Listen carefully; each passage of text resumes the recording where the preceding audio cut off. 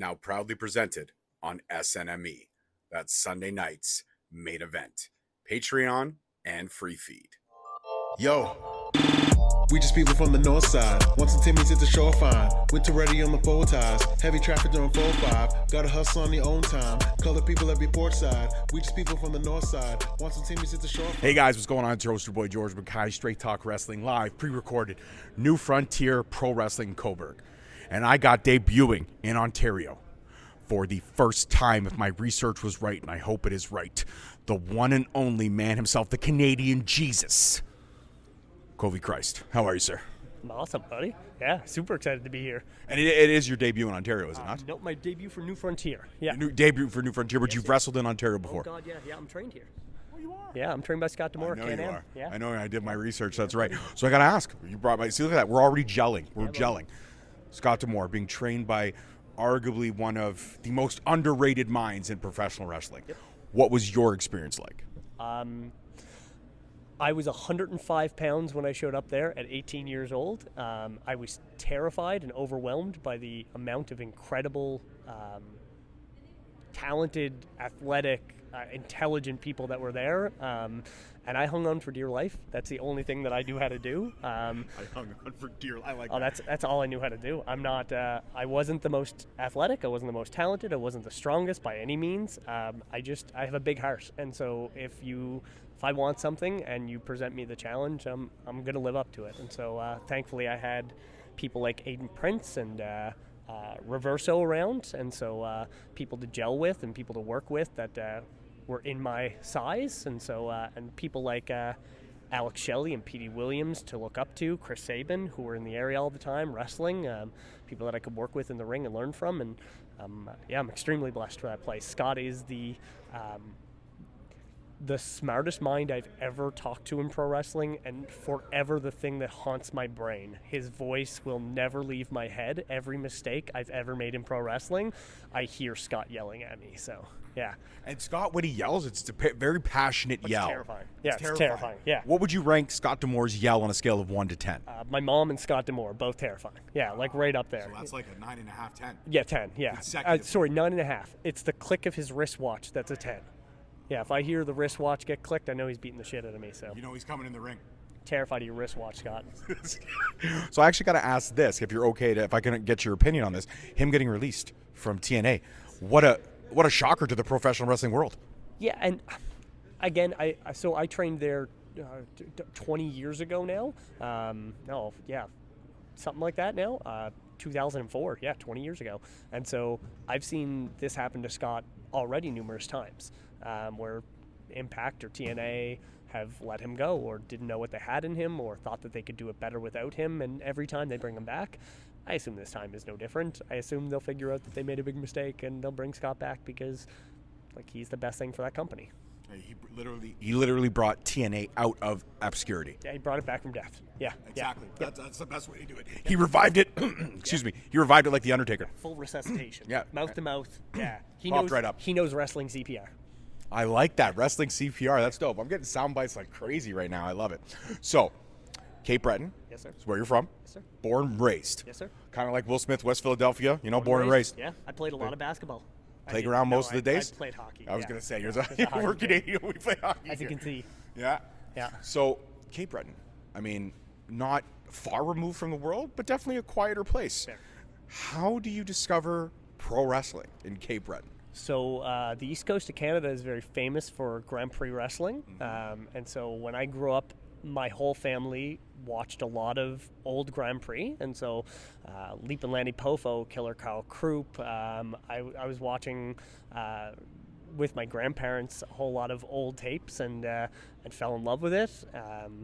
I saw Real Action Wrestling a couple of times when they were first touring around the Maritimes. I wrestled a dark match for them when I was 15. And so that's actually, I met Dark Angel, Sarah Stock, at that show, and she's the person who was the first time I ever heard the name Scott Demore. She told me that I should go get trained by Scott because I liked Lucha Libre so much. And so she thought that staying in the Maritimes, I wouldn't have learned the things I wanted to, and that's how I ended up at Can-Am. Absolutely. And you know what? You really have evolved your career. You keep evolving your offense. Actually, I read a comment in doing my research online about how a lot of people picture you or say you embody the textbook professional wrestler, someone who has evolved, someone who is not afraid to get in the ring and not go crazy or do anything insane, but just keep it wrestling. Sure. And it's incredible to hear that and see that. And actually, the way they word it is not somebody who consistently has to put themselves in bodily harm to get over, but also one of the most genuinely nicest human beings. So when you hear that, liars, vicious liars. But when you hear stuff like that, saying that you are the textbook professional wrestler, I mean, that's coming from a wrestling fan, and wrestling fans are the hardest fans in the world to please. Oh, yeah. But when you hear that from a wrestling fan, what does that mean for you? So one of my trainers from Can-Am is textbook Tyson Dukes, and so that means the world to me. I'm training under Dukes, training under Divine, training under Johnny Bravo, under CK3. All of these people have a proficiency with perfection, and that has always been something that I've aspired toward, is the being someone that when people watch you, they are in awe of how easy your movements are, at how clean everything is, at how crisp it looks, at how energetic it is, at how athletic it is. And that's always been something that I've been amazed by, is not killing myself or killing my opponent, but having a really beautiful match. And so I grew up on Mike Quackenbush. I grew up on Dean Allmark. I grew up on Johnny Saint. I grew up on Jorge Rivera, Skyda. I grew up on wrestlers that have... Oh my God, Jorge Rivera, that takes me back, bro, man. one of my favorite wrestlers of all time. And so one of the most underrated wrestlers of all time. 100%. And I don't understand why people, you know what, let's get into this for a second. People sleep on Rivera, and I don't know why. Chikara wouldn't be Chikara without him. Dragon Gate wouldn't be Dragon Gate without him. Toryumon Pro wouldn't be Toryumon Pro without him. He is one of the creators of the LaHave style of pro wrestling. He is I'm a nerd for pro wrestling right here, and so we both are, and he's absolutely right. I've said it a few times. Jorge Rivera gets slept on, and not only because Jorge and George is the same name, it's just George Spanish, and that's because I feel people sleep on me as well. But I mean, thank you for that. But I feel like Jorge Rivera does not get his flowers enough. I agree. I think he is, and being that he is from Mexico and a vastly underrated part of the wrestling world, where people don't pay attention as much and underrate what Lucha Libre is. Being from there and being a 70s and 80s star in that era, I think people just they don't go back and look at old Lucha, and I think that's a great hole in all your games. Go watch old Lucha. You'll learn so much. Appreciate it for what it is. It's where a lot of your modern indie spots come from, kids. And let's remember that the lucha whole movement in the late 90s carried WCW, okay? Exactly. The Cruiserweight division carried fucking WCW. That's why I was buying ECW tapes. It's why Billy Kidman was a household name for me. So when I saw him on WCW, I freaked the fuck out. Yes, Norman Smiley. One of the greatest wrestlers ever in Mexican history. Thank you, yes. Norman Smiley, absolutely. Another one you're resting on, buds. Don't. Go watch Norman Smiley. Not just Big Wiggle. Go watch Norman Smiley in Mexico. These people. So have you yourself, knowing that how much you love and appreciate the art of Lucha Libre, have you been over to Mexico? Do you have plans to go over to Mexico? Is that a bucket list for yourself? So, I have been in school for the past few years, going to school for accounting, and so as soon as I graduate out from school, I can start making trips again. And so just before I entered school, I went over to the UK. I did 55 matches in 35 days over in the United Kingdom for All-Star Wrestling. It's the best trip of my life, and now I have connections to go back there, get to Mexico, get over to Japan, and tick off the last of my 14-year-old self's bucket list, which was, own a wrestling ring, own a training school, own a promotion, wrestle in Mexico, wrestle in Japan, wrestle in the UK, and make the PWI 500s. And so I've just got to get Mexico and Japan, and I've ticked off every box that 14-year-old me thought I had to do with my life. So 14-year-old me would think I'm pretty cool, and so that's what I live for. 4-year-old me thinks you're pretty cool. Buddy. Best kind. That's right. That's absolutely us Canadians. We're awesome, eh? That's right. So what is it about, if 14-year-old you could look at you now and all you've accomplished, especially being in the PWI 500, that's incredible. That's my mark out. Right? Absolutely. I mean, if you could go back in time and hand yourself that magazine with you in it, what would you say to 14-year-old you? If I had one piece of advice for 14-year-old me, it would have been stick with it. because at 22 I left wrestling for 8 years, and I hitchhiked to Canada. I became a folk musician. I left wrestling entirely, and that's my only regret in life. Is I think if I had stuck with wrestling, I would have probably lived all of my dreams before 30 instead of now at 38. So. But you know what? There's a cliche saying in the world is that it's never too late. I myself started this podcast at 31. Yes, sir. I'm doing indie show commentary now at 40 years old. 31-year-old George didn't think it was possible. Killing it, might I add. Oh, I appreciate that. Thank you very much, sir. Coming from you, I appreciate that. I'm a nerd. I love watching all the products, so I hear your voice. So is on a scale of 1 to 10, is my voice soothing? Way better than getting screamed at by Scott. I'll take that. I will take that. I will take. I've never been screamed at by Scott, but I can tell it's terrifying. Absolutely terrifying. But, I mean, hitchhiking across Canada, becoming a folk singer, these are things a lot of people don't get to do. Yeah. So even though you put wrestling, and I won't say you left wrestling, you put wrestling on hold, I did, yes. And you took another journey in life, which all in all, I think probably well-rounded you into the wrestler you are today. I think it polished you a little bit. Yeah, it's something that I harp on for the kids in my area. Is I want them all to get a personality that isn't just a wrestler. And so figuring out something, so like I'm passionate about sports, I'm passionate about agriculture, I'm passionate about permaculture, I'm passionate about politics, there's so many avenues that I fell into in my life that I hope that they take the time, study wrestling, be in a gym, work out, be in a wrestling ring, practice, but also find out who wrote Walden, read up on some people in the world that have lived lives that you won't. Figure out who Bertrand Russell is. Figure out why he's an important figure. Henry David Thoreau. Figure out why he's an important figure. Learn about religions in the world. Learn. You don't have to follow them, but learn about them so that you can get along with other humans in the world and better associate to them. And it helps you, because then I can exist in a world where no matter where I am wrestling, I can find a relation to those people because I've spent my life trying to figure out other avenues other than just wrestling. And not that wrestling is just wrestling. Wrestling is everything. But having a personality instead of just being a wrestler, I think is very useful. I think it's the more feathers in your cap, the more empathetic you are as a person, yes, the more interesting you are as a person. And I don't say interesting in a bad way, like everyone is boring until they get out there and experience things. I just think the more you can be passionate about more than just one thing, it makes it more fun to sit there and have conversations. Like that's what we do on Straight Talk that makes things so different. I say we because my daughter and I sometimes, she's not here tonight, unfortunately, but we have conversations, and we like to have conversations and to learn about, you're passionate about some of the same things that I am. I'm very passionate about politics. I want Canada to be better. Yeah. I want Canada to be better in so many different ways. We are a powerhouse of a world commodity that we don't recognize in ourselves. Yep. We're still in the shadow of the United States of America, and I'll never understand why. I'm a big egalitarian, and so I wish the whole world could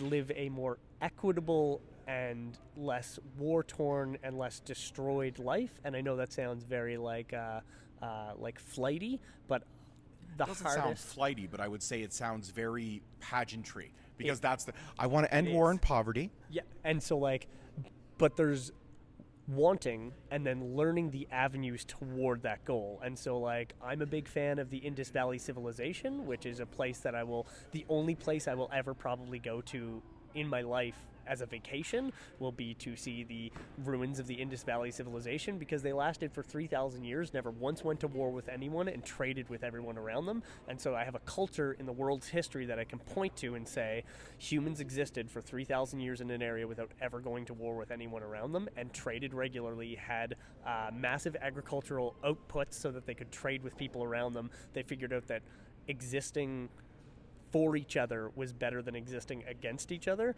and I can point to it and say there's a way that we can get back to there instead of figuring out a way to get further away from that. And so cooperation over competition, I think, is the greatest thing in the world. I love that. I always say collaboration over competition. There's a little bit of the pie for everyone if you're willing to just open your mind up to new possibilities. Yes, sir. I think that's fantastic. But I think we're going to get on a tangent of going on all these political things that we don't want to do. So let's circle back a little bit.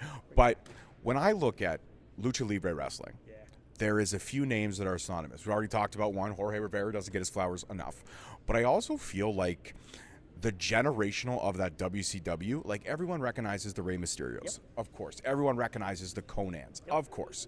But I almost feel like Juventud Guerrero, Psychosis, they get left in the dark kind of closet that you put, like let's say we were Andy from Toy Story.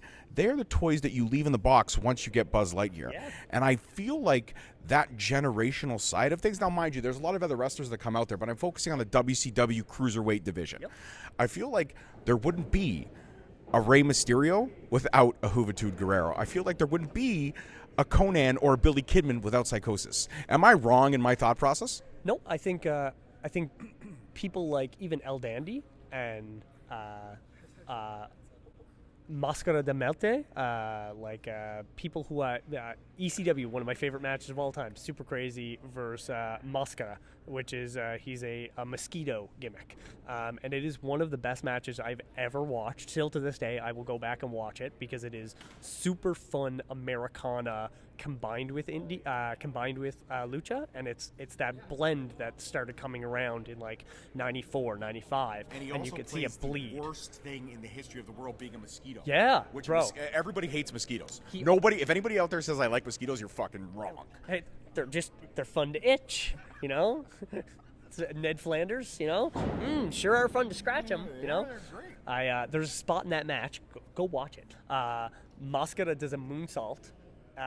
And Super Crazy puts his boots up, and Máscara eats both boots in his face on a moonsault, and it's one of the coolest spots I've ever. I remember being like, I may have been 12 when I was watching that match, and it was just like, I have to do this. Like, that is my life to do that. I want the amount of people that were packed in that gymnasium losing their mind watching two humans do something so stupid. I knew I had to. Like, that's all I wanted. And yeah, there's so many underrated luchadors from ECW and WCW. Super Crazy. 94. You mentioned another one of them. Super Crazy. He cracked into WWE. He got there, but they never utilized him to his full advantage. No, and Americans don't normally know how to use the luchador style. It's why. Well, they knew how to use Eddie Guerrero, but Eddie Guerrero had to conform himself to the American style. Yep. And so, like, even back when he was a tag team wrestler in lucha, like his tag team partner really blended into that Americana style, and that's how Eddie ended up with that style. Another great luchador that nobody talks about, Madonna's Boyfriend. I love Madonna's Boyfriend. Amazing. Again, Rad. I really didn't think you were going to mention Madonna's Boyfriend. Rad Radford, one of the best wrestlers of all time. Go watch him, Madonna's Boyfriend. I'm a nerd. I'm a mega nerd. You got me going right now with some of the. Wow. I mean, we went on that Rivera tangent for a good 5 minutes. That was incredible. We could dive off a diving pool right back into it. We absolutely could in a heartbeat. When you look at the layers of a Covey Christ, and you look at your evolution, you look at being 38 years old, but still going out there like you're 20. Yeah, I still feel it. Yeah, you do. You when you see you in the ring, and I'm ecstatic that I get to call one of your matches tonight. But when you look at the evolution that is a Covey Christ, and even though you put wrestling on hold for those 8 years, and you started so young and got so much time in before you put wrestling on hold for those 8 years, what do you think was the evolutionary point for Covey Christ, the man, and then Covey Christ, the character? You have two different evolutionary points, but what was your evolutionary point, both personally and then professionally, for Covey Christ? Personally, the reason I got back to wrestling is I was a folk musician, and I got told I have rheumatoid arthritis. I was waking up with my hands knurled, and I'd have to open the monkey paws back up, and so I couldn't play guitar as much anymore. I couldn't make shows. I got very depressed that I didn't have wrestling, I didn't have music, I didn't have art, I didn't have anything that I could express. No passion. Yeah, I couldn't express, and like everything that I do artistically is a way of trying to cathartically release things that have been stuck in me for years, and so if I don't have a pathway for that, they stick in, and that's very unhealthy. And so when I found my way back to wrestling, I went to a local wrestling show. And this is going to sound so mean. I went to a local wrestling show, and I love how he says it's going to sound so mean, but with such an endearing tone to his voice. You can watch me in the background sitting like this, and then like this, and then like this, and then like this, and you watch me just get horrified. And at the end of the night, I walked up to one of the wrestlers and I said, like, where did you train at? And he looked at me and he went, who trained you? And I got violently angry. I not that I'm violent as a human, but just like so much built up in me, because I was like, I'm trained at one of the best wrestling schools in the world. I know you're not trained. And it was a bunch of people who had never been trained, who were charging people money for a venue, charging people money to be in a ring. And I thought, if this is allowed, I should be wrestling. And so I messaged Scott. I asked him if I could get back to wrestling. He told me that I had to get back in a ring and send him videos to show that I was still up to snuff to be a wrestler. I did that for 3 months. I lived in 2 different cities, paying 2 different rents so that I could get back in a ring and make sure that I had my ring rust off. That was both personally and professionally the thing that changed my life forever. It has led me to every one of my dreams being lived again. And I I joke around all the time that I just don't have a character. The reason I put Christ on the end of my name was literally just shock value on a poster. That's all that was that people would see it and double take. I think the Canadian Jesus sticks, though. I mean, if you were to rock that out as a shirt, I think that would sell like fire. Merch is the worst for me. I don't make any of it. I suck at merch. I hate capitalism so much. I hate selling things to you guys. I hate it. So if you ever see me standing at the merch table with like 2 pieces of merch standing there like this, just don't buy from me. Please don't buy from me. I hate capitalism so much. I hate it. But you can also buy. You can also buy to support as well if you want to. Buy If from you're a genuine fan, Yeah. stop it. If No. somebody is a genuine fan, stop it. No, buy from everybody else. Everyone else next to me, buy their merch. They're good people. They work really hard. That is the first. This is a first, ladies and gentlemen, in professional wrestling history, where there is a person saying, "Buy from everybody else, but do not support me. I am not worth it." Show up and watch me wrestle. That's pretty fun. Now hold on a second, because your finisher is the God Stomper. Was Was the Yeah, God it Stomp. doesn't So work I mean, anymore. I know it doesn't work anymore, but people technically take you it say better. shock value for a poster, but you did kind of lean into it for a So little bit. heavy. I'm the maritime messiah. I'm the savior of submissions. I leaned heavily. It's just I had longer hair than I do now, but it was long and I had a beard, and people would go, "You look like Jesus," because you're a white dude with a beard, and so like that's all that is. Well, that's yeah. it. That's all it is, really. That's all it is. Jesus was from the Middle East, people. He's not a white dude. Silly business. Tricks are for kids, ladies and gentlemen. Come on. I'm gonna get your cereal is all I'm saying. I'm gonna steal it. Well, see how I segued that? See how we segued into that? Before we hit record, we were talking about cereals. All right, I'm going to run down 10 cereals at random. Okay, yeah. And I want you to list them where you would put them 1 from 10 in your personal list. And if you've never had them, pass. I'll try to throw out another one. All right. First cereal, really easy. It's a classic. It's a staple, Cheerios. 1 to 10, where are you putting it? 10. 10. Okay, Cheerios is number 10. Next one, Rice Krispies. 9. 9, okay. Corn Flakes? 8. 8, okay. Reese's Pieces? 5. Okay. So right now we have 10, 9, 8, and 5 Yep, all locked yep. in, okay? I don't know if you remember this cereal or not, but it was a staple when I was younger, so it probably was for you because we're around the same age. Cocoa Puffs. It's not available here anymore, but it is available in the States. 7. Okay, Yeah. so Cocoa Not Puffs as good. is a 7. Okay, Not not as as good. But yeah. you would put Reese's as a 5 over Cocoa Puffs? Yeah. Okay. Yeah. All right, fair enough. A big peanut butter nerd. Okay. Yeah. Lucky Charms? Oh, probably 4. Probably 4. Okay, 4. So we still have 6, 3, 2, and 1 available. yeah. Okay, this is where it's going to get harder, though. The decisions are going to get harder. Easy All right. Everybody likes fiber. Okay. Raisin Bran. 11. 11. Okay, didn't even make Not the even list. up- not even I thought I'd throw it in there to see where you happen. even in the All right. Are you a fan of Count Chocula? So that'd be like number 3. Yeah. That's a number 3. Okay, we're getting warm. All right. Tricks. Not even on the list. Not even on the list. Fruit Loops. So Fruit Loops will give the 6. Okay, so we still have 2 and 1 available. Now, again, there's a lot of cereals that I haven't touched, but there's some that Corn Pops, No, not even on the list. not even on the list. Wow. I can tell you my 1 too. Okay, tell me your one, Yeah, too. it's gonna be Golden Grams Okay. and it's gonna be Apple Jacks. That's my 1 too. Ladies and gentlemen. Now, Apple Jacks is great. I love Apple Jacks, but Cheerios does have a decent apple version. It does, yeah. Where would you rank that? As So a, like Cheerios is different from all the other Cheerios because like Cheerios is but like There's I like. You know what I like? I love multigrain Really Cheerios. good. They really are. They throw them all they're together and they sweet. taste so I good. don't know how they're sweeter than Cheerios. I don't know either. Amazing. Honey Nut Cheerios I find overrated. Yeah, I 100% agree. Yeah, Honey Nut Cheerios not fancy. Apple Jacks though are like Fruit Loops but better, and no one will agree to that ever. But I just think they're the best thing. I remember them so vividly as a child, and like Golden Grahams and Cinnamon Toast Crunch are like a line on the same. Remember plane. Cinnamon Toast French Toast? I didn't like French Toast Crunch. You didn't like French Toast Crunch? I didn't like loved it. But take Golden Grahams and Cinnamon Toast Crunch and fill a bowl with both of them at the same time. Mwah. That sounds actually pretty dope. I'm not going to lie. I'm thinking I may have to stop at a grocery store on the way home and try to rock this out. Cheat days on Monday. let me Cheat tell day you. on Monday. All right, guys. Well, thank you so much for sitting down with me, dude. It was an absolute honor and pleasure. Ladies and gentlemen, guys, the Canadian Jesus, the Messiah of the Maritimes, the Savior of the suplexes, the one and only Covey Christ, sitting down here, Straight Talk Wrestling. And this has been an absolute blast. And Covey, you got to tell people how great it is to be on the show. Thank you for having and me, that they George. should subscribe. Yeah. Oh, no. 100% subscribe. 100% listen to George Moore. 100% listen to every promotion that he's doing commentary for, or any promotion that he's doing interviews for. Show up at Ontario indie promotions. Support the indie wrestlers and buy people's merch. Not mine. Not his. Theirs. Don't buy his. Please buy their merch. Peace, love, and wrestling, guys. We'll see you next week. Peace.